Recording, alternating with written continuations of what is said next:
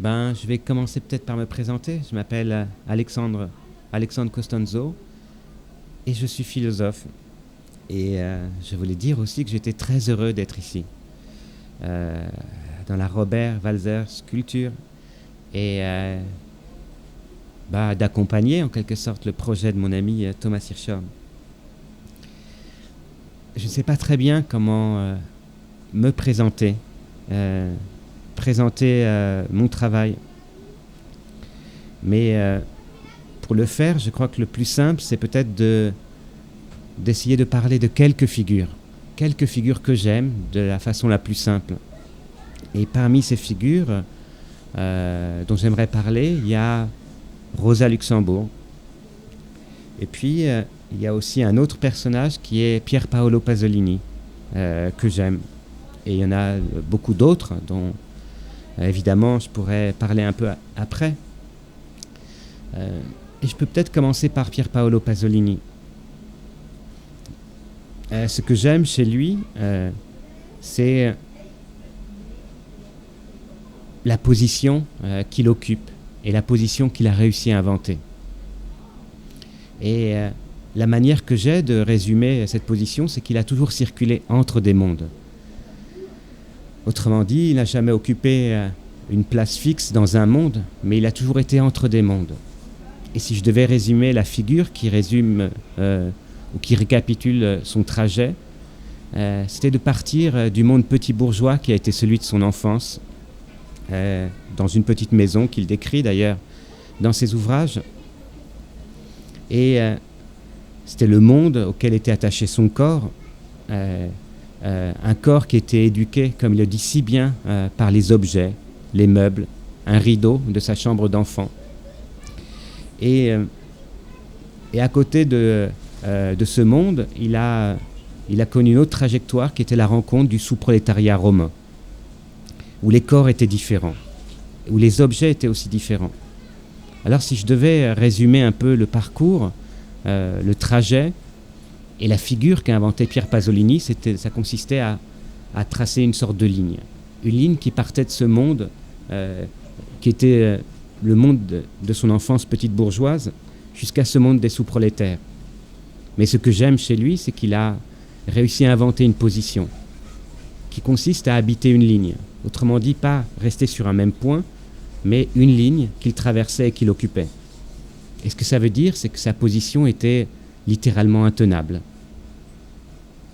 Occuper non pas un point, mais une ligne. Et du coup, vivre le monde à partir de cette trajectoire-là, qui était coulissante, fait que ça devient une position absolument intenable. Mais aussi qu'on n'est jamais pris dans un point, dans un monde.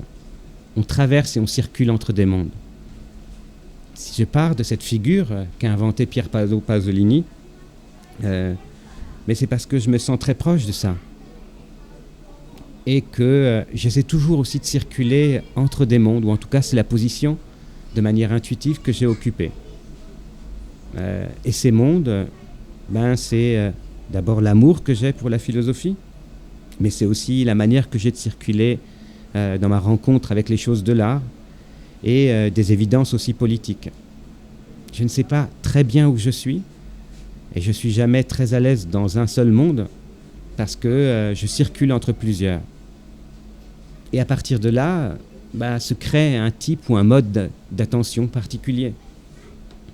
Alors ça, c'était la première figure dont je voulais parler, qui est la position intenable, douloureuse, belle et magnifique qu'a occupé Pier Paolo Pasolini. Et la seconde figure, ça va être Rosa Luxemburg. Et pour le faire, je vais simplement lire des lettres qu'elle a pu écrire, dans lesquelles on va voir un peu apparaître sa position. Ma chère petite Sonia, ce matin, je suis restée 2 heures assise dans le parc, au bord de l'étang, à lire Le Propriétaire. C'est un livre passionnant. Une bonne vieille s'est assise à côté de moi, a jeté un regard sur le titre et m'a dit avec un sourire « Ce doit être un beau livre. Moi aussi, j'aime beaucoup lire des livres. Avant de commencer ma lecture, j'ai bien entendu observé les arbres et les buissons du parc. Et j'ai eu le plaisir de constater que toute leur silhouette m'était familière. Alors ce qui frappe dans ces quelques lignes, c'est la simplicité. Il n'y est question que d'un moment passé dans un parc à lire, de quelques mots échangés avec une inconnue, et puis d'un sourire et puis de ces arbres et de ces buissons que l'on regarde. Et ce passage est extrait d'une simple carte postale rédigée il y a près d'un siècle par Rosa Luxembourg, le 7 juillet 1916, soit 2 jours avant d'être arrêtée et incarcérée durant plusieurs mois dans une forteresse de Poméranie, où elle était relativement libre de ses mouvements. Puis ensuite à la prison de Breslau, jusqu'à la fin de la guerre. Et de cette période, il nous reste de nombreuses lettres qu'elle adressait à ses amis. Des lettres à travers lesquelles on apprend un peu à la connaître. Si Rosa Luxembourg écrit beaucoup, lit et se tient naturellement très informée de tout ce qui arrive à l'extérieur depuis sa prison, quel n'est pas notre étonnement en constatant qu'elle passe aussi ses journées à s'occuper du ciel, des oiseaux, des insectes, des plantes ou des arbres qui l'entourent. Elle décrit le paysage qu'elle a sous les yeux, un morceau de jardin, la forme des nuages, toutes sortes d'oiseaux, le bourdonnement des insectes. Et elle rédige d'émouvants comptes rendus de ses journées. Il faut donc s'imaginer cette femme sur les 3 chemins pavés longeant le mur de la forteresse, qu'elle aura parcouru si souvent durant 9 mois qu'elle en connaît la moindre pierre, et même la moindre herbe qui pousse entre les pavés. Et ce qui l'attire dans les pierres, c'est la diversité des couleurs, des rouges, des bleus, des verts, des gris. Car pendant le long hiver, ses yeux qui ne pouvaient se poser sur un coin de verdure cherchaient avidement dans la couleur des pierres un peu de variété et de réconfort. Et lorsque l'été viendra, elle ajoutera, je cite, « Il y a tant de choses curieuses et intéressantes à voir entre les pierres. » Il faut l'imaginer aussi, dans sa cellule, recueillant un papillon de nuit épuisé, le temps qu'il reprenne des forces, ou bien en compagnie d'une mésange charbonnière qui vient précisément chaque jour, à l'endroit habituel, chercher de la nourriture à sa fenêtre. Aujourd'hui, il pleut à torrents, écrit-elle à l'homme qu'elle aime. Et je me suis quand même promenée pendant 2 heures ce matin dans le petit jardin, sans parapluie, comme d'habitude, avec mon vieux chapeau et la cape de la grand-mère Kotsky. C'était si bon de pouvoir réfléchir et rêver en marchant, tandis que mon chapeau et mes cheveux étaient trempés et que l'eau coulait en ruisseau le long de mon cou. Même les oiseaux étaient de bonne humeur. Une mésange en particulier, qui est mon amie, se promène chaque jour avec moi. Et voilà comment ça se passe. Je marche toujours le long des murs des 2 côtés du jardin, et la mésange me suit pas à pas, sautant de buisson en buisson. N'est-ce pas charmant? Nous ne craignons toutes 2 aucun temps, et il nous est déjà arrivé de faire notre promenade quotidienne au milieu d'une tempête de neige. Aujourd'hui, l'oiseau semblait si défait, mouillé et misérable, que j'ai pensé qu'il devait en être de même pour moi. Et cependant, nous sentions tous 2 très bien. Pourtant, cet après-midi, la tempête souffle si fort que ni l'un ni l'autre n'avons osé sortir. La mésange est sur les barreaux de ma fenêtre et penche sa tête à droite et à gauche pour voir ce que je fais derrière la vitre. Je suis assise à mon bureau et j'écoute avec plaisir le tic-tac de la montre qui fait un bruit familier dans la pièce. Je travaille. Alors, durant toute cette période, Rosa Luxembourg travaille effectivement beaucoup. Elle traduit l'autobiographie de l'écrivain russe Vladimir Korolenko. Elle rédige de nombreux articles ou essais politiques. Et puis naturellement, elle prendra position lors de la Révolution russe. De rares visites et les lettres constituent l'essentiel de ses relations avec l'extérieur. Aussi compose-t-elle avec ce qui lui reste. Et ce qui lui reste, c'est le monde des petits animaux, des pierres et des plantes. Elle profite du parfum de la campagne alentour et renoue avec l'étude de la botanique qui l'avait passionnée quelques années auparavant. C'était le temps où elle se promenait avec ses amis ou seule au printemps, dans les champs, se chargeant les bras d'épis, de branches et surtout de plantes pour les classer, les identifier et les inscrire méticuleusement dans ses cahiers en rentrant. Voilà pourquoi elle se sent un peu chez elle, dans ce qu'elle désigne comme le petit royaume vert de la prison, en faisant chaque jour de petites découvertes de botanique ou de zoologie, en prenant toujours la vie comme elle vient pour la mener, je la cite, de la façon la plus juste. Et je vais citer un dernier passage, une lettre qui date du 15 avril 1917 où elle écrit « Tous les matins, j'inspecte scrupuleusement les bourgeons de tous mes arbustes et vérifie où ils en sont.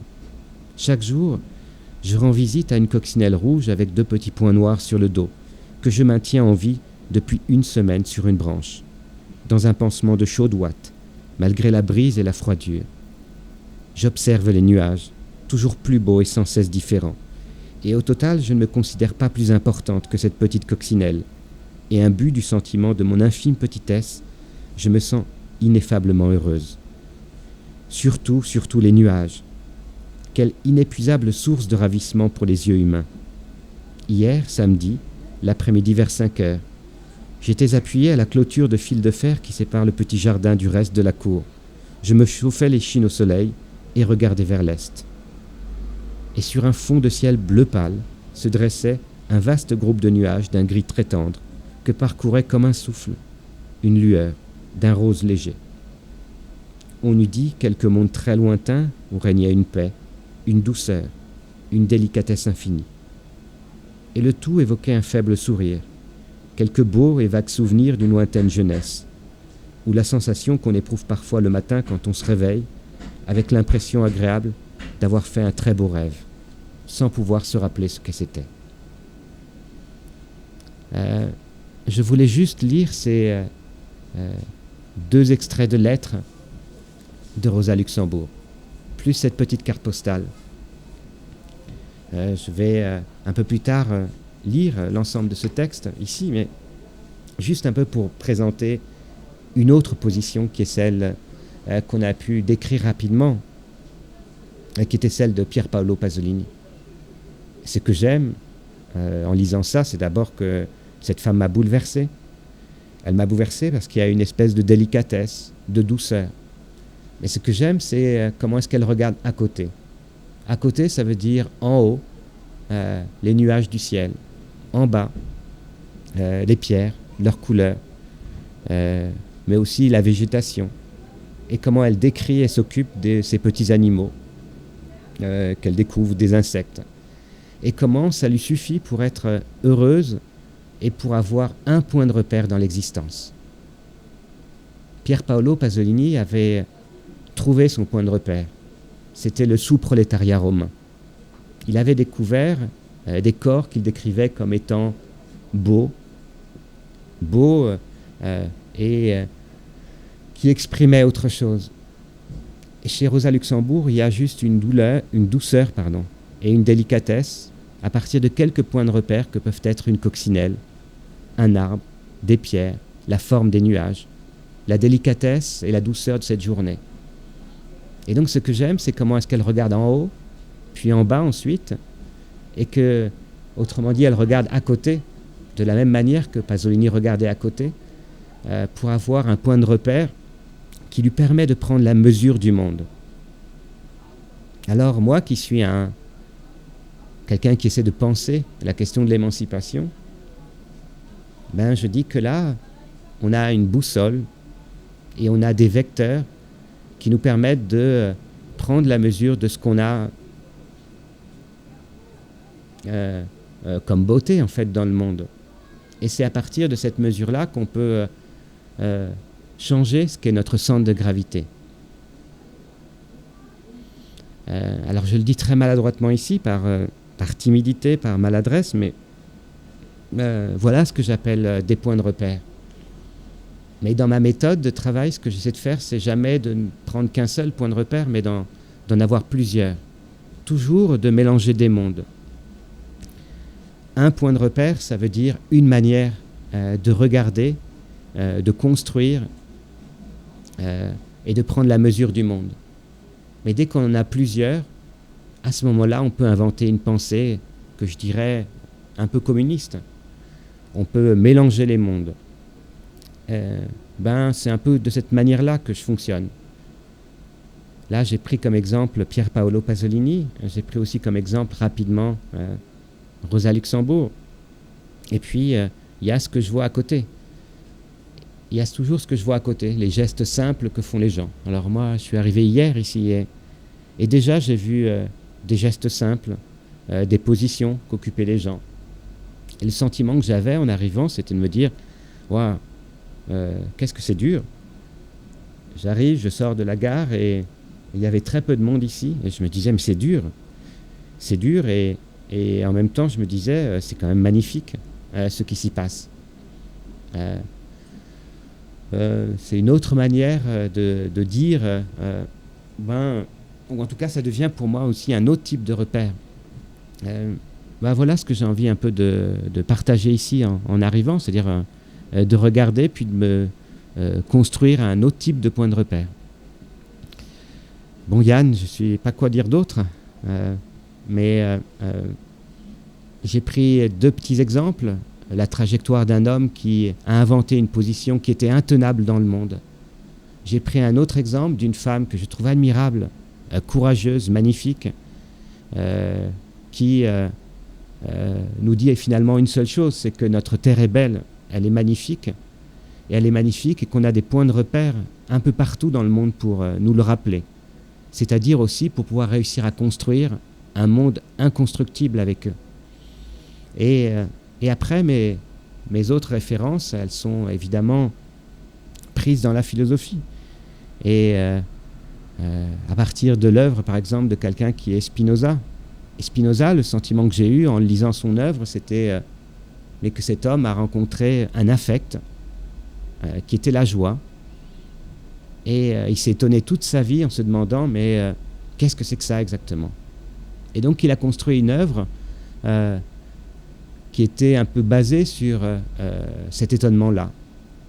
Il éprouve une passion qui est joyeuse, qui est magnifique, et puis à partir de cette passion-là, il prend la mesure de notre monde et il essaie de construire une œuvre qui va être une manière d'en assumer ou d'en affirmer un gardiennage.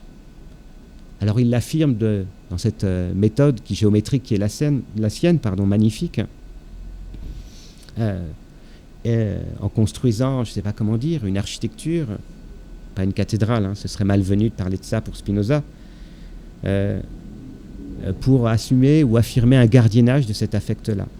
Ça devient encore un autre type de point de repère pour moi. Et ensuite, mes autres points de repère qui ont été transmis, ça a été celle notamment de mes professeurs. L'un d'eux était Jacques Rancière.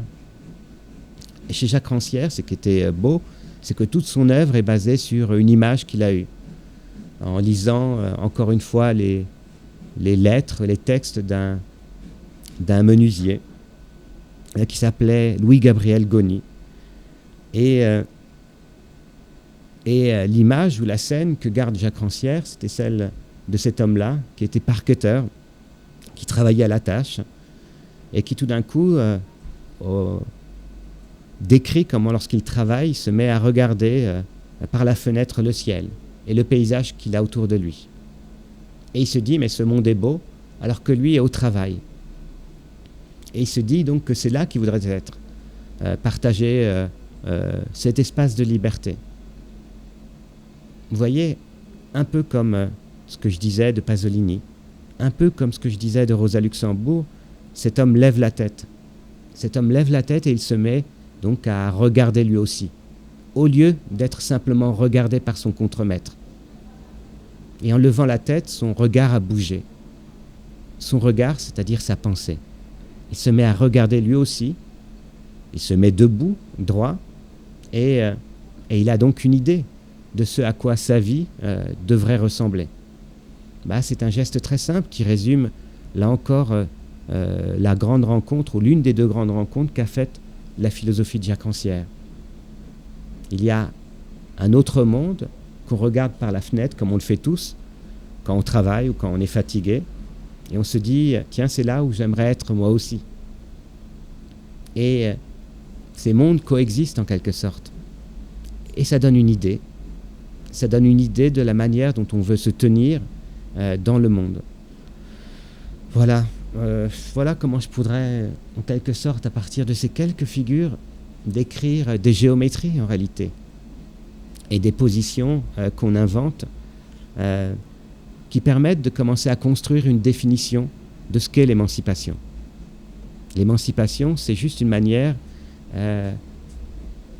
d'inventer un déplacement. Ça commence par un regard qu'on porte sur des choses autour de nous, et puis ça engage ensuite notre corps et la manière dont on veut poser, construire et penser ce que va être une existence. Mais cette existence, elle est évidemment partagée. Alors moi, je suis un penseur, comme on dit, en tout cas, un des enjeux de mon travail, c'est de penser un communisme. Et communisme, ça veut simplement dire une position d'un commun. Et ça veut dire aussi que je suis heureux quand je suis avec des gens, bêtement. Mais ça veut aussi dire que j'essaie de mélanger des espaces et des pensées. Et que dans cette géographie et cette géométrie des pensées, il y a là un espace commun qui me déplace. Et c'est ça que j'ai envie peut-être de passer de manière très simple. Et c'est comme ça que je commence à définir, à essayer de définir ce que j'appelle un communisme, c'est-à-dire une mise en commun des choses. C'est un gros mot évidemment, mais un gros mot que j'ai pas envie de laisser ou d'abandonner à ce qu'on a fait aujourd'hui. Et c'est un mot que je trouve aussi magnifique et merveilleux, parce qu'on est toujours en fait en commun, entouré d'autres gens. Voilà.